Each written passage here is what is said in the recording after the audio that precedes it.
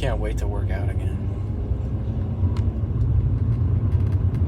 Me and Steve hit a huge push workout.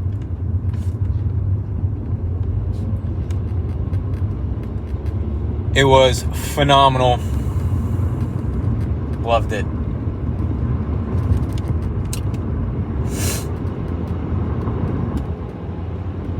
Just got finished, so enjoy the footage.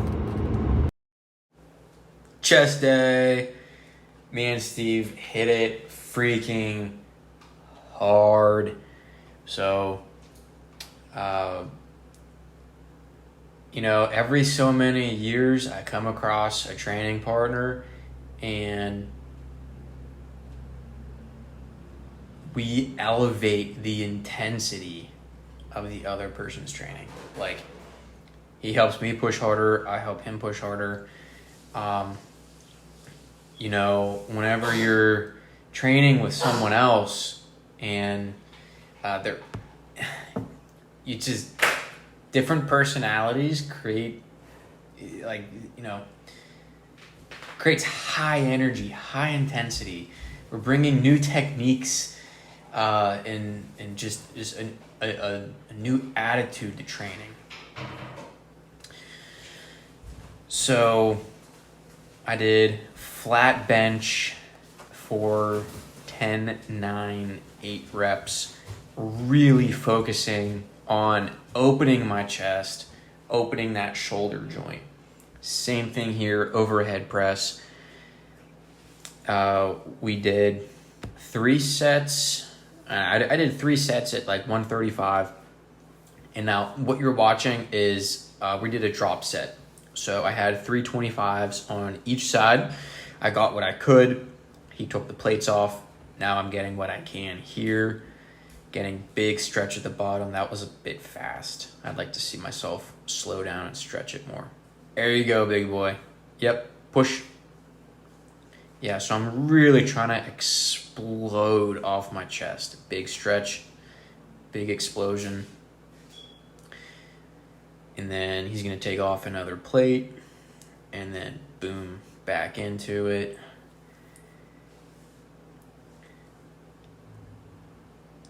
What I really liked about this set is this is one of those opportunities where you get to go to your dark place.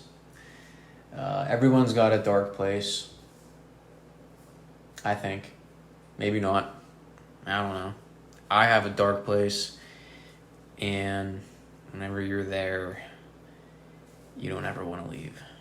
It's like just watching myself. I can't wait to go work out again.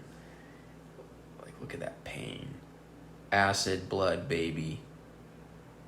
Acid blood.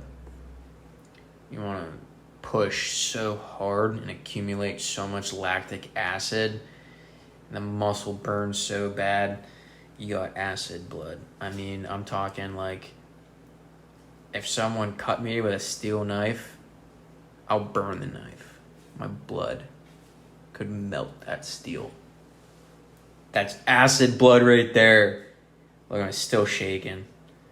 Yeah, I've been doing this thing. I don't know. It's like if I push really, really, really, really hard, my body shakes a little bit. And what I read is that if you have a muscle that's contracting really hard, the opposing muscle is going to also contract to kind of keep you from just cramping up. So that's where that shaking comes from.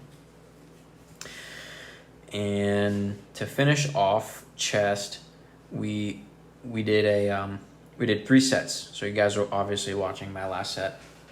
So we supersetted flat dumbbell pec fly with incline dumbbell press. Ripping that chest open. Freaking look at those fibers. Freaking ripping them, man. Rip that. Yes. He's going to help me kind of squeeze at the top. Pinch those pecs together. So, if So, whenever we hit flat bench, whenever we hit incline Smith, we hit failure, but we could still contract the muscle. So we couldn't, whenever I was on bench, I couldn't get a 9th rep. Whenever I was on that overhead Smith machine, I couldn't get another rep, but my muscles could still contract, right? It still felt like there was force in them. This superset was so wicked that this is a terrible angle. Remind me not to use this angle. So this superset was so wicked. You'll see. It's like the bar just comes to a dead stop.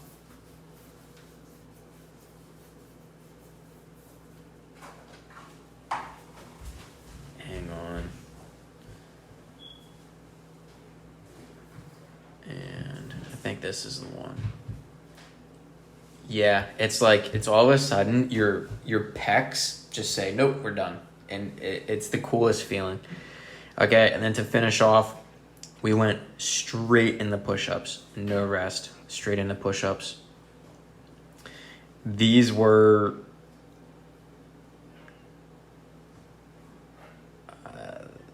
this is what it's all about. Bodybuilding is an art form.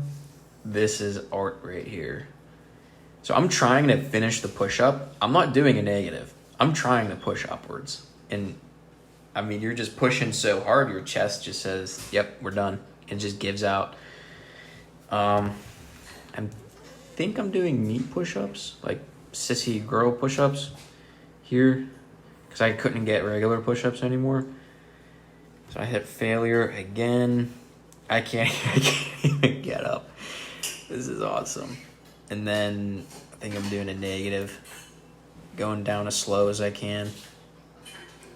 Even there, going down as slow as I can, it's still kind of dropping fast. And going for another one. Yep, hold it. Yeah, so again, I'm trying to do a push-up. Oh, yeah. That's freaking awesome. Holy crap, I didn't realize how many I did. So what this workout reminded me of, and I want to know if you guys can relate to this. Whenever I first started working out, I was 10, and I started cutting grass so that I could purchase a set of dumbbells. And it was those adjustable collars. You spin the collar, the plate can come off. So I bought dumbbells, and I would do like push-ups. I would do pull-ups on the side of my bunk bed, curls, like tricep extensions. And then whenever I was in middle school, I think I was in middle school or high school, my dad got me a weight set. So a bench, some bars, some easy bars, straight bars, some 25-pound plates, really rusty. And I'd work out in my basement, and there was just this, it was there was one light bulb to light our basement. It was an unfinished basement. You had to wear your shoes down there because it wasn't clean, because it was unfinished, and the walls were wet, and the paint was always peeling off in the one corner. And I tried fixing up the basement, but it was a Western Pennsylvania basement. It wasn't meant for to be finished. I drilled some mirrors into that cinder block wall. So there was a couple of mirrors, really dingy lighting, really dark. There was no ceiling, and it was like a dungeon. And I'd go down there, and I think I was 12 or 13 whenever my parents got me a stereo, and I would just listen to hard music, And, you know, I had some weight training books. I had some, was it Muscle and Fitness weight training book.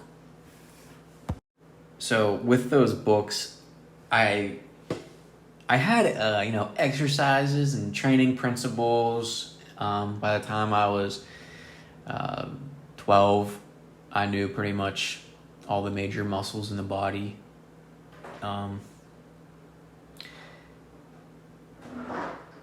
But yeah, so whenever I was young and I'd go in my dungeon, man, I mean, I would just train, and like nothing stopped you.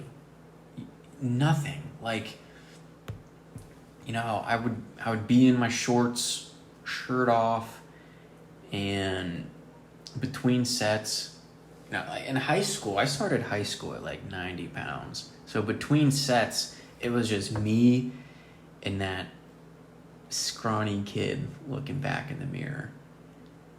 And it was just set after set after set, pushing so hard. And I would start my workout following these books. I'd start my workout following, okay, you know, 10 sets of, 3 sets of 10, 4 sets of 15. That's how I'd start my workout. By the end of the workout, if I could contract my muscle, if I still had juice left in me, I would train until I couldn't move. Like, for example, on chest day, I would only go upstairs whenever I couldn't do a push-up. Like today, like in this video, chest day wasn't over until I couldn't do a push-up. And that's how it was whenever I train downstairs. You know, same with arms, shoulders, back. Back day wasn't over until I couldn't do a pull-up. And I mean, you just gotta be so, like, that's that dark place. Like, you gotta be effed up in the head a little bit to do bodybuilding. You know, it's an awesome sport. It's an awesome sport.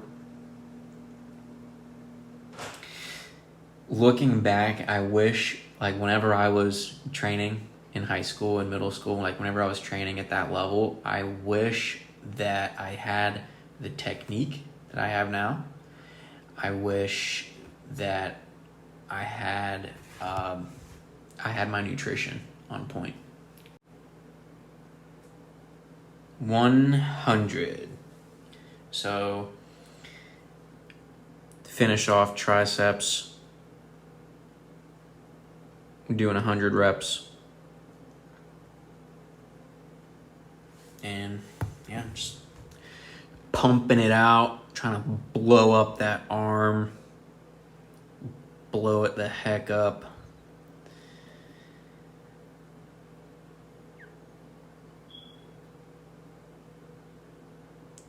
Yeah, I've been, kind of like on that topic of, working out. I don't know if it was being in my basement, like working out at home. I don't know if it was the environment, like it was like really dungeon, like it was very dungeon-esque. Maybe it was the fact that there was no external stimuli, like there was no people down there. It was just me. There was that one mirror, and I was able to work out without my shirt on. I gotta say, like, I've been in gyms where you're allowed to take your shirt off, shirtless workouts, different intensity. I don't care how quote-unquote humble you think you are. I don't care how much of a douchebag you don't want to be. If you're in the gym and you're training without your shirt on, you're going to lift at a more intense level. At least for me. Everyone's different. I don't care what other people do, but for me, if I'm in there and my shirt's off, I'm on a new level. So maybe that's what it was. Maybe it was me being young. So in middle school, high school, it was almost like I didn't. It's like you can train and train and train, and you're not thinking about how sore you're gonna be tomorrow. You're not thinking about the consequences. Like as a kid, you don't think about the consequences of your actions. You just do stuff. And whenever you're a kid and you're training, you're not thinking about the consequence of, if I keep this set going, if I do 5 more reps, imagine how bad it's going to hurt. You're not thinking about the consequence of doing more reps. You're not thinking about the consequences of doing another set. You just it doesn't go through your mind. So the past few, training sessions, I've been using that. So I go in there saying, this is how many sets I'm going to do. These are the exercises I'm going to do. How much weight I'm going to use. How many reps I need to get. I have quantifiable goals so I know I'm moving in the right direction.